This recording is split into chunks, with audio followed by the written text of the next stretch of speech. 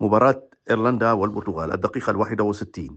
بينما كانت الكرة بحوزة لاعبي المنتخب البرتغالي، قام كريستيانو رونالدو الذي كان يخضع لرقابة لصيقة من اللاعب رقم 4 للمنتخب الإيرلندي أوشي، قام بمحاولة التخلص منه، لكنه قام باستخدام مرفق يده اليسرى وبشكل وبقوة مفرطة أدت إلى ضرب اللاعب على ظهره من الخلف.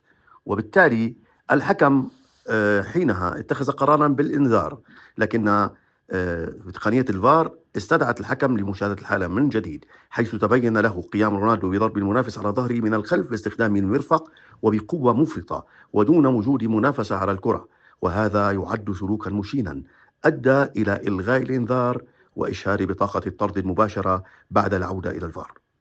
النص القانوني يقول معرفا السلوك المشين: يتمثل السلوك المشين في استخدام اللاعب أو محاولة استخدام قوة المفرطة أو الوحشية ضد المنافس عندما لا يوجد تنافس على الكرة. وبالتالي كان قرار الحكم النهائي صحيحا بطرد كريستيانو رونالدو عند الدقيقة 61. عقوبة إيقاف كريستيانو رونالدو الذي تلقى عند الدقيقة 61 من مباراة إيرلندا البرتغال طردا نتيجة قيامه بضرب منافسه بالمرفق على الظهر والكرة بعيدة عن التنافس.